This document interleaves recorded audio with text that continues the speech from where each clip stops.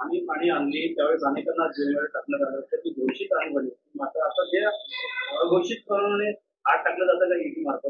बघा, आणीबाणी ही उघडपणे आणली.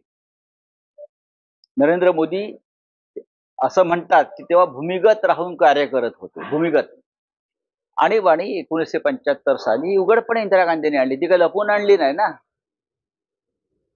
तेव्हा अनेकांना तुरुंगात जावं लागलं. प्रियंका गांधींनी सांगितलं ना, तुम्ही धडा घ्या मग आणीबाणीपासून.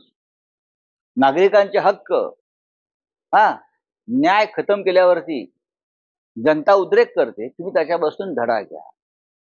आणि इंदिरा गांधींनी त्यानंतर निवडणुका घेण्याची तीही बॅलेट पेपरवर किंमत दाखवली, पराभव पत्करला, पण लोकशाहीचं रक्षण केलं. मोदी करणार आहे, अख्खा देश ओरडतो आहे की बॅलेट पेपरवरती निवडणुका घ्या. मोदींची हिंमत आहे. देशात झालेल्या निवडणुकांवरती लोकांचा विश्वास नाही, ही संविधानाची हत्या.